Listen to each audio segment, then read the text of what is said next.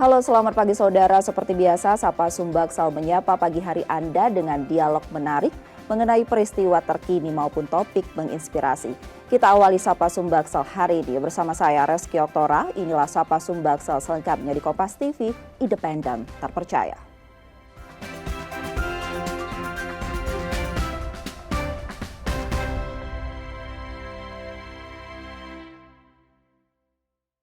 Saudara, di balik seorang pria yang sukses, ada wanita yang hebat di belakangnya. Hari ini Sapa Sumbaksal kedatangan sosok pria yang sukses di kancah politik Sumatera Selatan dan merupakan mantan Wakil Gubernur Sumatera Selatan periode 2018-2023. Ialah Mawardi Yahya. Kita akan berbincang mengenai sosok-sosok wanita hebat di balik kesuksesan Bapak Mawardi. Selamat pagi Pak Mawardi. Selamat pagi. Sebelumnya terima kasih sudah menyempatkan waktu untuk hadir bersama kami di studio Kompas TV Palembang pada hari ini nih Pak Mawardi. Ya, makasih. Pak, setelah selesai dari tugas Wakil Gubernur Sumatera Selatan periode 2018-2023, saat ini sibuk apa nih Pak Mawardi?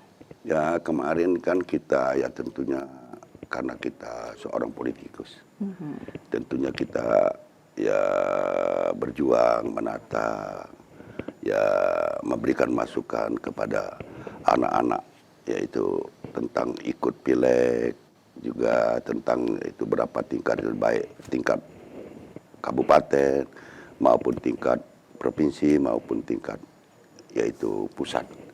Jadi di DPR RI, alhamdulillah ya setelah kita jalan, walaupun dia berjuangnya tidak sama saya, tapi setiap malam, setiap hari ya ada waktu ya komunikasi dengan saya, karena saya sebagai ya mungkin mentornya, ya sebagai orang tua mentornya, sekaligus mungkin memberikan pemahaman yaitu terhadap bagaimana komunikasi dengan masyarakat itu. Saya kira itu artinya lebih banyak waktu kekeluargaan untuk saat ya, ini. Kekeluargaan ya.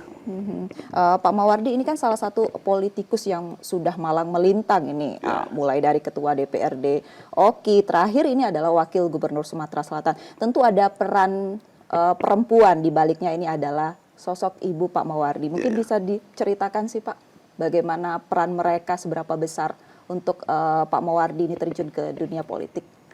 Ya, saya kira kalau bicara besar kecilnya saya kira 50-50 lah. Ya, antara saya dengan ibunya.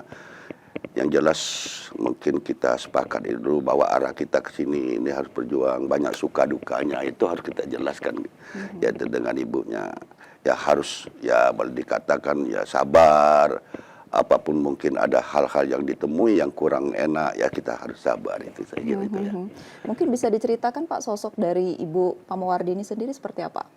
Ya memang ibu saya itu, Ibu Fauzia itu adalah dulunya memang dari seorang guru SD. Guru SD kebenaran, beliau waktu itu ditempatkan yaitu mengajar kelas 1 selamanya. Jadi mungkin kan terbiasa mungkin ya dengan anak-anak yang mungkin waktu itu masih belum terarah, mungkin kan dia sabar mungkin menghadapinya. Nah itu saya kira itu ya. Terima kasih. Tadi Pak Mawardi sebut ada jatuh bangun ini dalam membangun sebuah dunia politik yang saat ini Bapak pegang. Mungkin bisa diceritakan Pak?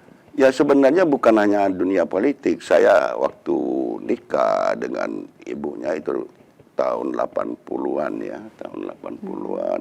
Sebelumnya saya memang dulunya sebelum nikah saya udah bisnis lah.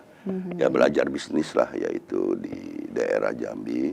Udah itu begitu jalan 3 tahun saya langsung nikah dengan beliau. Jadi itu melanjutkan yaitu bisnis.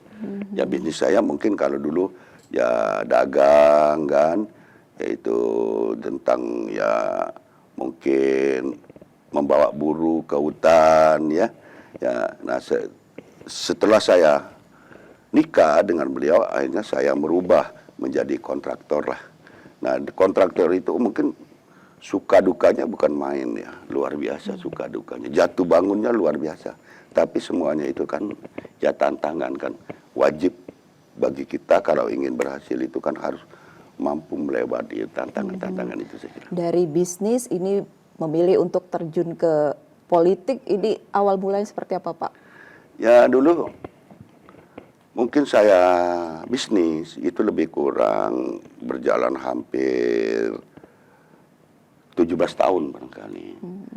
Nah setelah bisnis itu 17 tahun ternyata ya mungkin ini memang harus kita terima. Ternyata waktu itu zamannya Orde Baru ya terjadilah reformasi.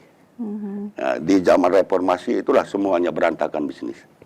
Nah saya kira itu ya. Mungkin mungkin pada saat itu apa nih Pak hal yang mungkin tidak terlupakan oleh Pak Mawardi pada saat menjadi pebisnis hingga akhirnya memilih menjadi politikus? Ya saya dulu kan sebagai kontraktor, setelah itu sebagai mungkin yaitu daripada apa namanya tuh penyediaan rumah atau yaitu sebagai apa ini apa nama tuh real estate ya sebagai yang akhirnya waktu itu sebelum reformasi saya kan buka lahan bangun rumah. Sebelumnya kan tentunya ada suatu syarat. Biasanya kasih DP dulu kan orang kan. Setelah kasih DP nanti baru rumah kita kerjakan. Padahal itu kita kerjasama dengan bank. Kerjasama dengan bank Papan Sejahtera waktu itu kan. Ya. Jadi semua aset-aset kita ya kita taruh di bank Papan Sejahtera. Udah itu kita yaitu kerjasama untuk membangun yaitu perumahan yaitu ya skala yang tidak besar lah. Nah, setelah itu ya berjalan hampir mungkin baru mulai berjalan lebih kurang sudah hampir 20-30 rumah tahu-tahu reformasi datang. Nah yang akhirnya waktu itu tuh kebijakan pemerintah ya Bank Papan Sejahtera itu dilikuidasi daripada pemerintah Pak.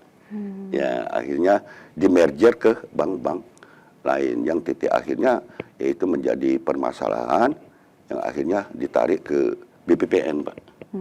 Badan Penyihatan Perbankan.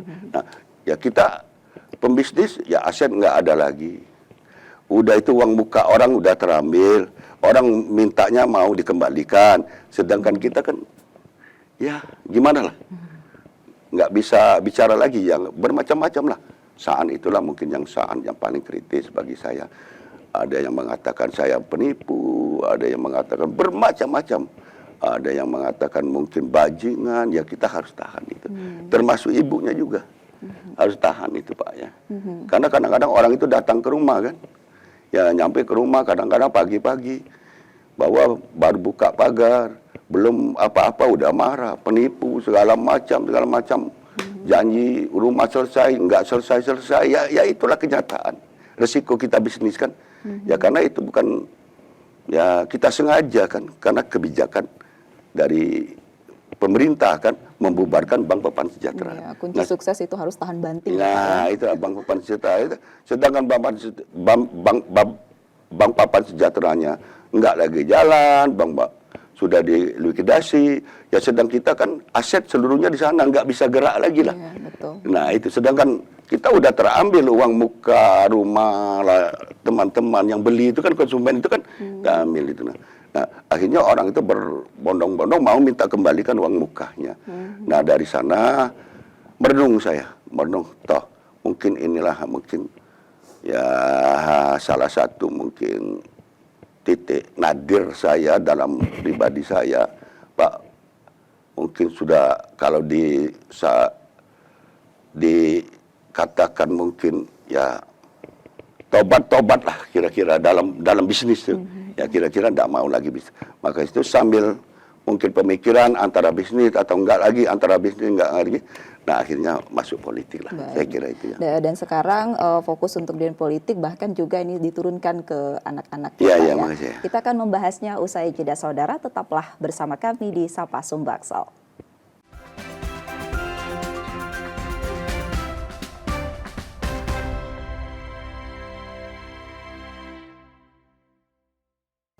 Terima kasih saudara, kembali Anda menyaksikan Sapa Sumbaksel dan masih bersama dengan mantan Wakil Gubernur Sumatera Selatan 2018-2023 Bapak Mawardi Yahya. Tadi sudah berbincang panjang mengenai awal mula bisnis Pak Mawardi hingga akhirnya memilih terjun ke politik. Mungkin bisa diceritakan Pak pada saat itu memilih ke politik respon istri sendiri seperti apa?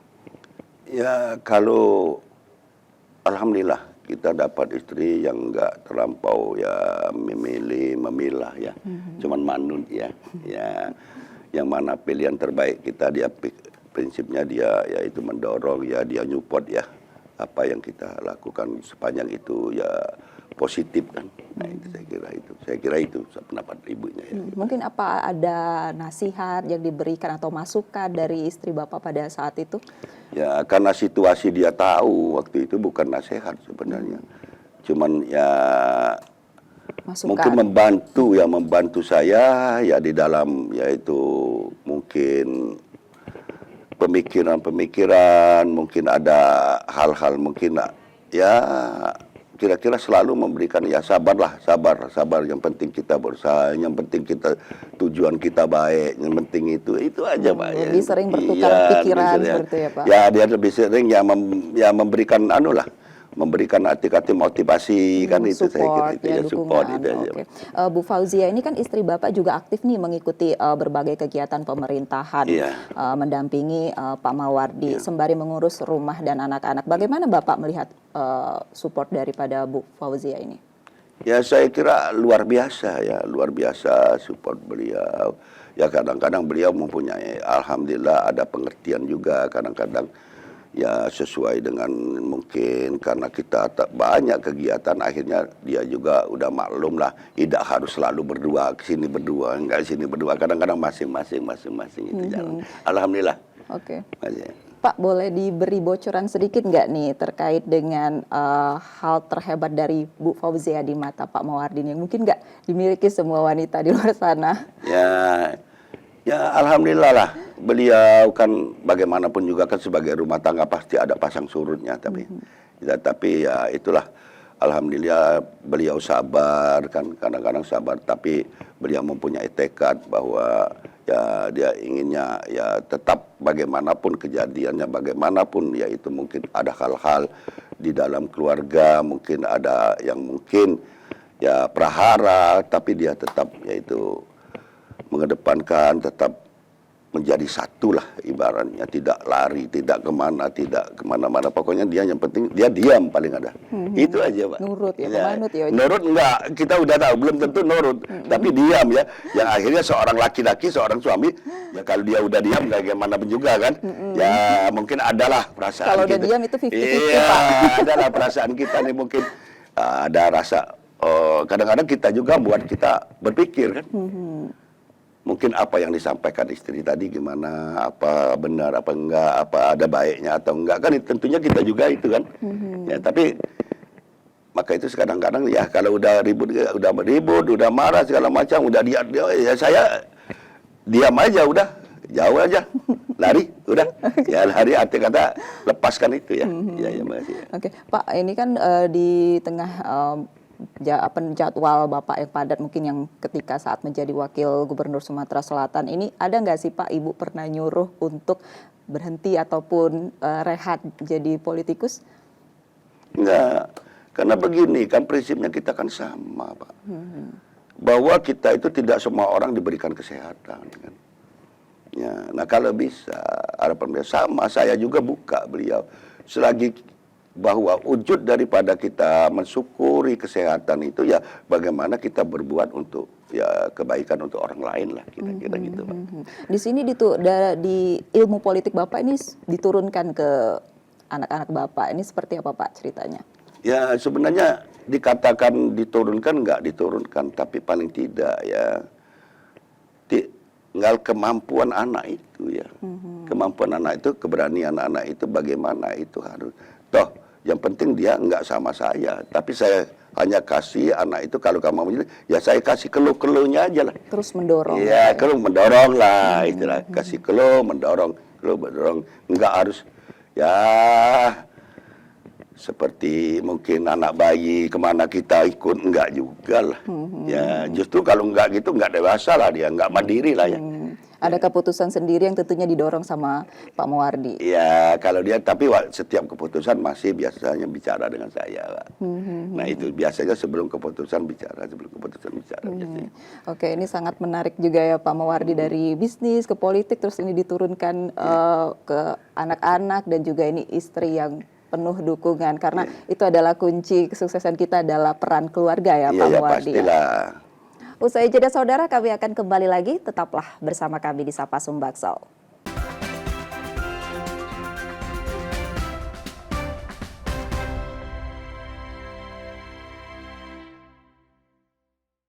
Terima kasih saudara masih bersama kami di Sapa Sumbaksel dan masih bersama dengan Mawardi Yahya, mantan Wakil Gubernur Sumatera Selatan periode 2018-2023. Pak Mawardi, tadi kita sudah berbicara banyak mengenai sosok daripada Bu Fauzia, istri Pak Mawardi yang sangat mendukung apapun itu kebijakan yang Bapak ambil gitu seperti itu. Nah ini jika bicara soal perempuan di lingkup Sumatera Selatan, menurut Bapak apakah para perempuan di sini sudah banyak yang berdikari Pak? Ya saya kira ya saatnya barangkali kan.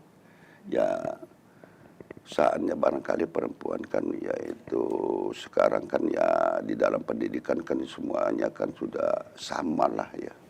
Ya intelektualnya sama, kecerdasannya sama. Tinggal lagi peluangnya.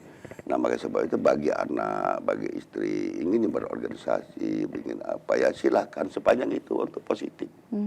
Sepanjang itu akan memberikan kebaikan bagi keluarga kita dan juga itu mungkin membawa dampak yang baik bagi orang lain, saya kira itu cukup. Kalau di Sumatera Selatan sendiri bagaimana Bapak melihatnya untuk peluang daripada perempuan ini berdikari Pak? Ya saya kira sudah banyaklah semangat-semangat perempuan ini kan sekarang. Nah, maka sebab itu kita sekarang nggak ada lain. Yaitu saya udah berpikir ke sana lebih duluan saya berpikir. Ya terbukti saya akan mencalonkan gubernur, wakil saya ajak perempuan. Ya supaya nantinya ya bisa mengakomodir, bisa memfasilitasi, bisa komunikasi mungkin lebih gampang, lebih mudah dengan sama-sama perempuan. Baik keluh-keluhannya kan itu. Maka itu kita siapkan nanti wakil gubernur yaitu seorang yaitu perempuan, saya kira itu ya. Mungkin Pak Mawardi bisa diberikan masukan nih apa saja yang dibutuhkan perempuan di Sumatera Selatan untuk berdaya saing ke depannya. Yang jelas ada satu hal, ya kita harapkan ya perempuan Sumsel ini bagaimanapun akan berkarir sampai kemanapun, tapi kodratnya sebagai ibu rumah tangga tetap ya dijaga kan itu ya itu harapan saya. Ya karena semuanya sekarang peluangnya sama. Ya semuanya pelama sekarang, tinggal lagi keberanian. Nah kita untuk menumbuhkan keberanian para perempuan-perempuan inilah yang kadang-kadang harus perlu kita support ini. Ya ini saya kira mati. Di tengah banyaknya wanita yang sudah berdikari saat ini Pak, juga diiringi dengan kasus kekerasan pada perempuan di Sumsel ini yang masih tinggi. Bagaimana pandangan Pak Mawardi? Ya ini kan masalah ini kan memang ini ada suatu penggeseran kan ya penggeseran budaya ya. Ya kita harus ya mungkin insya Allah mudah-mudahan lama kelamaan ini kan akan mungkin ya itu tidak ada lagi kekerasan harapan kita. Tapi untuk merubah budaya itu mungkin dari cara dulu kan pindah ke sekarang cara didik dulu kan ini bergeser terus kan. Mudah-mudahan ini seiring dengan yaitu perubahan generasi ini kan mudah-mudahan nantinya kekerasan para yaitu itu yang kita harapkan ya, ya, itu Pak, kita ya? harapkan ya. Oke baik. Tapi juga ada pesan-pesan nggak Pak untuk perempuan di Sumatera Selatan maupun ini ada anak muda yang mungkin sekarang masih merintis bisnisnya gitu, mendengar tadi kan Bapak pengalaman Bapak begitu banyak terkait dengan bisnis. Ya saya kira tidak ada lain. Saya mengharapkan kepada perempuan, kepada siapapun ya harus berani mencoba.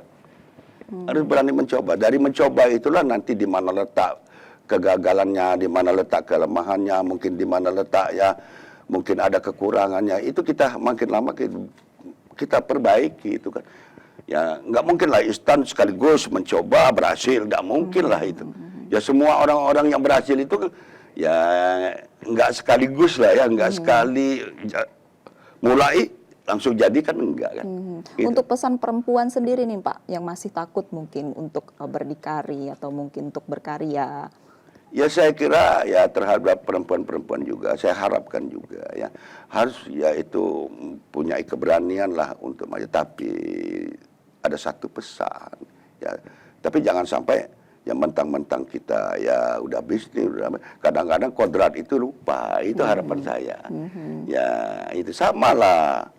Mungkin dibalik wanita berhasil karena ada bapak seorang bapak yang mungkin Begitupun sebaliknya, ya, begitu Pak. sebaliknya kan gitu kan. Iya, betul. Iya itu. Oke, banyak sekali sisi positif yang mungkin bisa diambil dari Pak Mawardi Iya. terkait dengan dunia bisnis juga tadi dan tidak lepas dari dukungan keluarga tentunya. Selanjutnya nih Pak, rencana ke depan Pak Mawardi sendiri seperti apa? Ya saya ini begini ya. Saya ini kan sebagai calon gubernur Sumatera Selatan, insya Allah. Ini saya ini solusi. Ya solusi, mungkin kan kita ini sudah pernah dipimpin siapapun ya, beberapa yaitu gubernur sebelumnya. Kan masyarakat kita tahu bagaimana zaman Pak Ramli Hasan Basri, bagaimana zamannya Roshan Arsan, bagaimana zamannya Syarial Usman, bagaimana zamannya Alek Nurdin, kan, bagaimana yaitu zamannya ya 5 tahun ini kan. Nah saya kira itu kan masyarakat bisa membedakan. Tapi ya mungkin di antara Alek Nurdin dengan ya Herman Deru, gubernur yang pas selesai ini tadi mungkin ada karakter berubah, ada mungkin cara ya. Mungkin itu kan ada yang senang, ada tidak senang. Udah kayak gitu. Ya, betul. Ya mengambil kebijakan-kebijakan. Nah, kita ini sekarang solusi. Bagaimana mungkin seperti yang pernah ya diletakkan mungkin pondasinya oleh zamannya Pak Syarial, oleh zamannya Pak Ramli Hasan Basri, oleh zamannya Roshan Rasad, termasuk zamannya Alek Nurdin, ya bagaimana kita jangan sampai terbengkalai, kita lanjutkan program beliau tersebut. Karena bagaimana kalau kita semuanya mulai dari nol kan, dasar selesai membangun Sumsel ini. Benar ya? Untuk dunia politik sendiri nih, mungkin yang masih menjadi PR Pak Mawardi yang mungkin belum Pak Mawardi kerjakan selama menjadi politikus, Pak? Ya saya kira sudah cukup. Sebenarnya saya ini kan calon gubernur ini sekedar untuk pengabdian, solusi untuk pengabdian. Tadi saya udah bisa menghantarkan anak saya bupati, udah bisa menghantarkan anak saya DPR RI, sudah bisa menghantarkan anak saya DPR provinsi, termasuk menantu saya ke kabupaten, termasuk ada yang dosen, termasuk ada juga yang bisnis ya. Ya ini kan berarti tugas saya sebagai orang tua tentunya terhadap anak, menghantarkan anak, alhamdulillah selesai. Nah, tentunya saya ini kan mensyukuri diberikan oleh Yang Maha Kuasa ini kan masih kesehatan. Ya. Nah, harapan saya ini ya kesehatan yang masih diberikan oleh Yang Maha Kuasa terhadap saya tidak salah kan? Mungkin saya ya mungkin mengajak masyarakat ya menawarkan diri kepada masyarakat untuk bersama-sama yaitu ke depan ini yaitu mengabdikan diri bersama masyarakat untuk bangun Sumsel ini. Baik. Mungkin yang zamannya Alek ada kelemahan, ada kelebihan kita lanjutkan. Zamannya Herman Deru yang ada mungkin ya kelemahannya kita perbaiki. Gitulah. Ya. Kunci kesuksesan seorang Bapak Mawardi Yahya ini adalah tidak gampang menyerah ya Pak ya. Ya itu jangan cepat menyerah lah. Oke, baik. Ya itu tidak boleh lah cepat menyerah. Oke, terima kasih Pak Ya, Mawardi terima untuk kasih. perbincangan kita pada pagi hari Ya, ini. makasih. Saya tutup saudara, Sapa Sumbaksel hari ini tetap saksikan Sapa Sumbaksel setiap Selasa dan Kamis pukul 6.30 hingga 7 pagi. Dan bagi Anda yang ingin berbagi informasi atau kritik dan saran dapat mengakses media sosial kami di @kompas.tv Palembang. Akhirnya saya Reski Oktara pamit. Selamat beraktivitas dan tetap menyaksikan Kompas TV, independen terpercaya. Sampai jumpa.